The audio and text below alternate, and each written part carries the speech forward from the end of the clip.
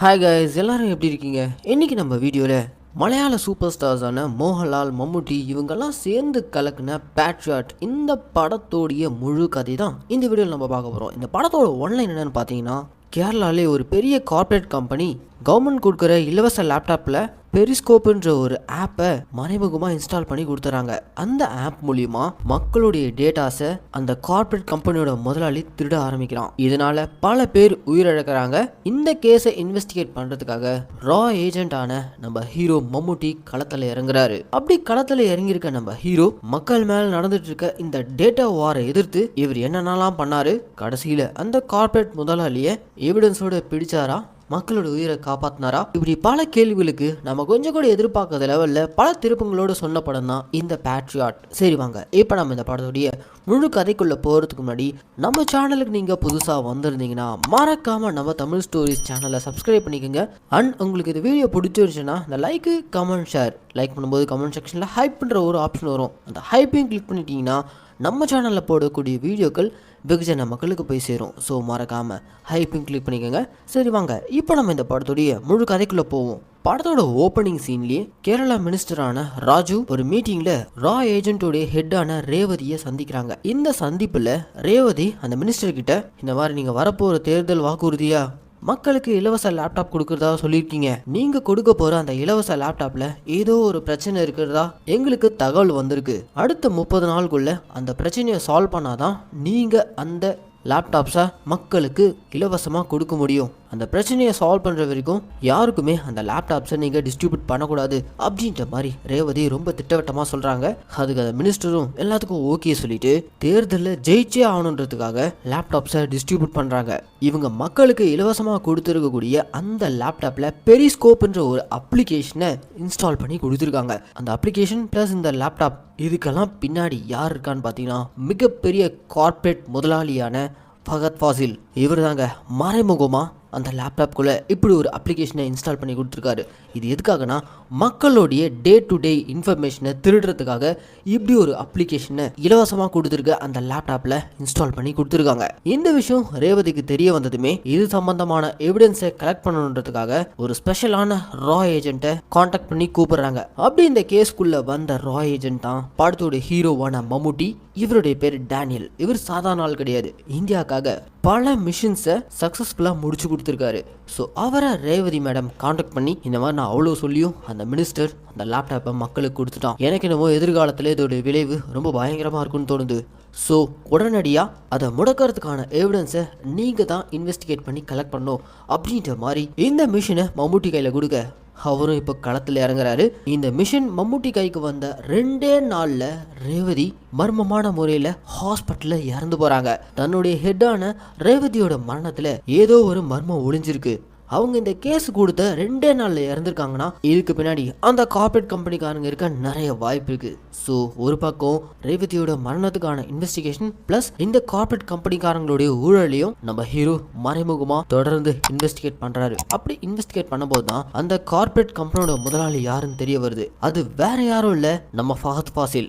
அவரை நம்ம ஹீரோ பார்த்ததுமே அவன் யாருன்றதை கண்டுபிடிச்சிடறாரு. எப்படி கண்டுபிடிச்சிருக்கானா, சில வருஷங்களுக்கு முன்னாடி ஃபஹத் ஃபாசில் நம்ம ஹீரோ டேனியல் மாதிரி ஏர்ஃபோர்ஸில் வேலை பார்த்துருந்துருப்பாரு. ஒரு மிஷனில் ஃபைட்டர் ஜெட்டில் வேகமாக வானத்தில் பறந்துட்டு இருக்கும்போது திடீர்னு பார்த்தீங்கன்னா ஃபஹத் போயிட்டு இருந்த அந்த ஃபைட்டர் ஜெட் பிளேன் நடந்த தாக்குதலில் கிட்டத்தட்ட கிராஷ் ஆகிற கண்டிஷனில் இருக்கு.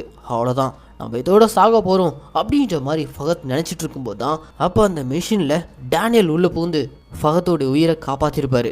இந்த சம்பவத்துக்கு அப்புறம் தான் ஃபஹத் ஃபாசில் உயிரை பணைய வச்சு நம்ம ஏன் இப்படிலாம் ரிஸ்க் எடுக்கணும், இனிமே இந்த ஏர்ஃபோர்ஸு நாட்டை காப்பாற்றுறது, உயிரை பணைய வைக்கிறது, இந்த மாதிரிலாம் ரிஸ்க் எடுக்காம சேஃபாக ஒரு பிஸ்னஸ் பண்ணணும் தான் கார்ப்பரேட் ஃபீல்டுக்குள்ளே ஒரு நுழைஞ்சிருக்காரு. இதுக்கப்புறம் தான் இவருடைய கம்பெனியை டெவலப் பண்ணி இன்னைக்கு கவர்மெண்ட் இலவசமாக கொடுக்க போகிற அந்த லேப்டாப்பில் இவருடைய அப்ளிகேஷனான பெரிஸ்கோப்பை இன்ஸ்டால் பண்ணி கொடுத்துருக்காரு. இதில் இன்னொரு ட்விஸ்ட் என்னன்னா, மக்களுக்கு இலவசமாக இந்த லேப்டாப் கொடுக்குறாங்களே, திட்டத்தை அறிமுகப்படுத்தின அந்த மினிஸ்டர் வேற யாரும் இல்லை, ஃபஹத்தோடைய அப்பா ஸோ அப்பனும் பையனும் சேர்ந்து கூட்டு கலவாணிங்க தான் இந்த வேலையை பண்ணிக்கிட்டு இருக்கானுங்க. நான் ஒரு பக்கம் போயிட்டு இருக்கேன், இன்னொரு பக்கம் நம்ம ஹீரோ மம்முட்டி இருக்கார்ல, அவர் தொடர்ந்து இந்த கம்பெனியை பற்றியும் நீங்க பண்ற திலாலங்கடி வேலை, பெரிஸ்கோப் ஆப்னால மக்கள் எந்த விதத்திலாம் பாதிப்படைகிறாங்க, இப்படி பல விஷயங்களை இவர் தொடர்ந்து இன்வெஸ்டிகேட் பண்ணிட்டு இருக்காரு. ஆனால் இவருக்கு தகுந்த ஆதாரம் கிடைக்கவே மாட்டேங்குது. அது ஒரு எவிடன்ஸோடு இவனுங்க மாட்டணும்னு சொல்லிட்டு இவர் ஒரு பக்கம் தொடர்ந்து எவிடன்ஸை கலெக்ட் பண்ணிட்டு இருக்க. அப்பனா ஃபகத்தோடைய அதே கார்பரேட் கம்பெனியில் மைக்கிள் அண்ட் தர்ஷனான்ற ஒரு கப்பிள்ஸை காட்டுறாங்க. இந்த மைக்கிள் இருக்கான்ல, இவனும் ஒரு காலத்தில் ஹீரோ டேனியல் டீம்ல ஏஜென்ட்டா வேலை பார்த்தவன் தான். வேலையெல்லாம் விட்டுட்டு தன்னுடைய கேர்ள் ஃப்ரெண்டான தர்ஷனா கூட ஃபகத்தோட கம்பெனியில் ஒரு சாதாரண எம்ப்ளாயை வேலை பார்த்துட்டு இருக்காங்க.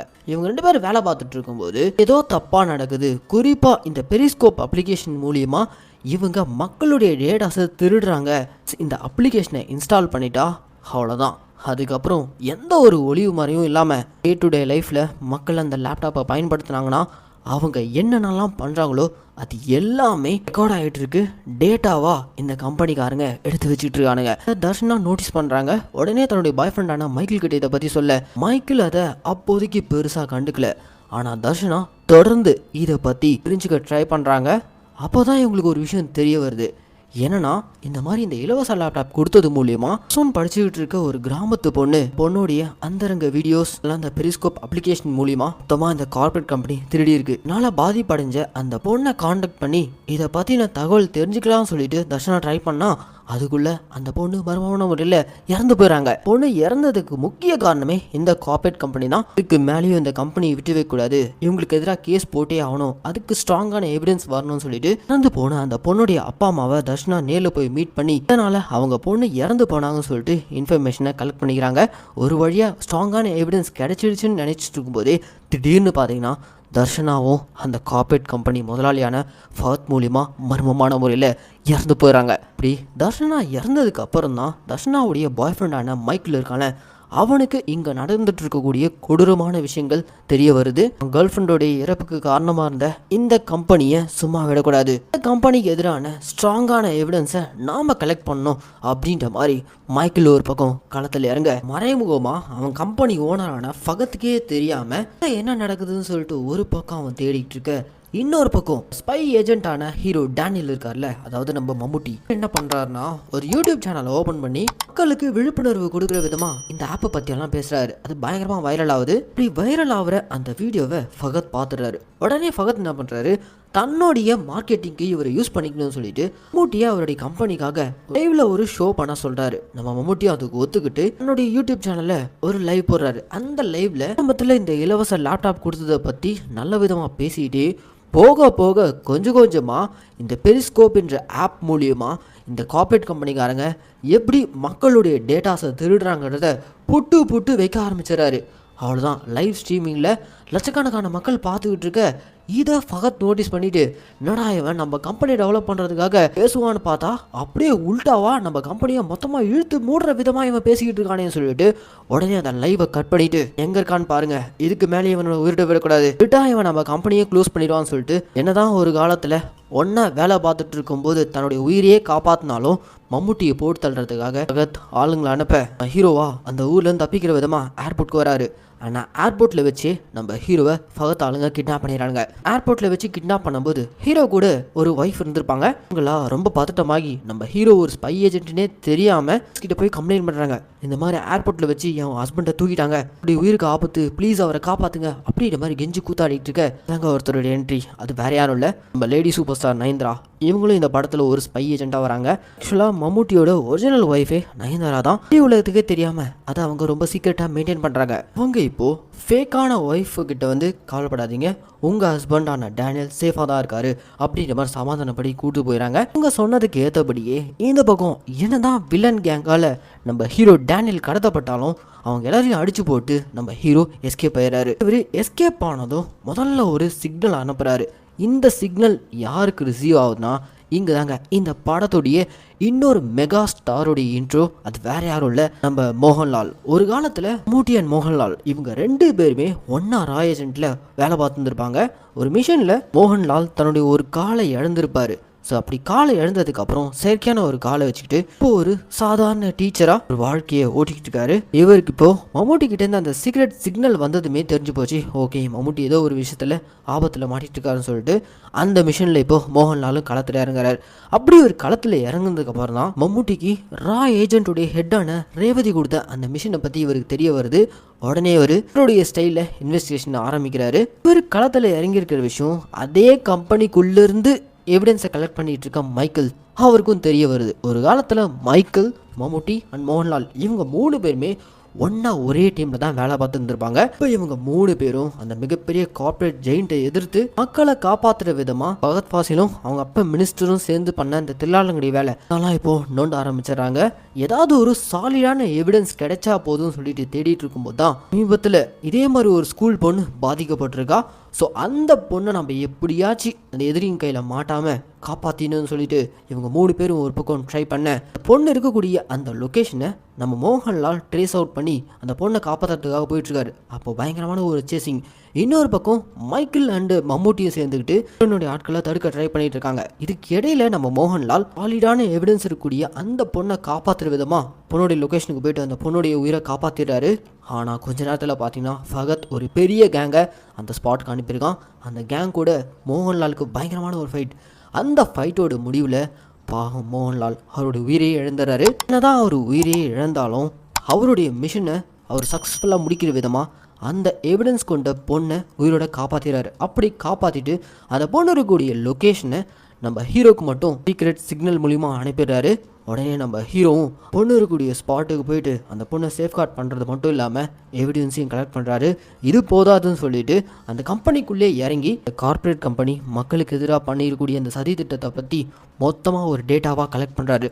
எல்லாத்தையுமே ஒரு ஹார்ட் டிரைவில் சேவ் பண்ணிட்டு இருக்காரு. இன்னொரு பக்கம் மைக்கேல் கம்பெனியில் இருந்தபடி மம்முட்டிக்கு ஹெல்ப் பண்ணிட்டு இருக்கும்போது அந்த ஸ்பாட்டுக்கு மெயின் வில்லனான ஃபகத்தும் வந்துடுறான்.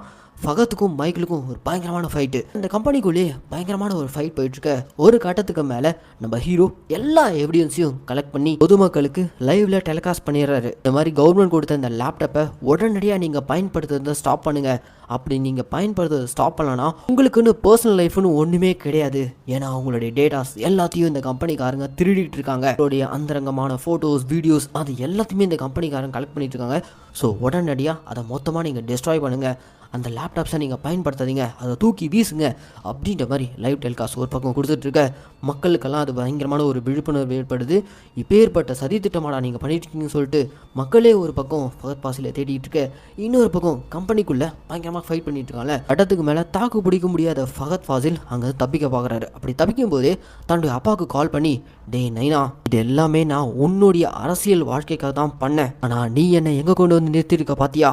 இங்க தேசபக்தியோட ஃபைட்டர் பைலட்டாக நான் வாழ்க்கையை வாழ்ந்துட்டு இருந்தேன். உயிரை காப்பாற்றினேன், அணிலே எதிர்த்து என்னை சண்டை போட வச்சுட்டேன். எல்லாத்துக்கும் காரணம் நீ தான், உன்னுடைய அரசியல் தான்.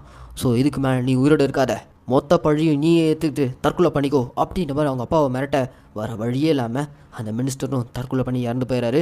அவ்வளோதான், இதுக்கு மேலே நம்ம மேலே பழி இருக்காதுன்னு நினச்சிக்கிட்டு ஃபகத்தும் அங்கேருந்து எஸ்கேப் ஆகி வேகமாக போயிட்டு இருக்கும்போது திடீர்னு பார்த்தீங்கன்னா ஒரு பயங்கரமான ரோடு ஆக்சிடென்ட்.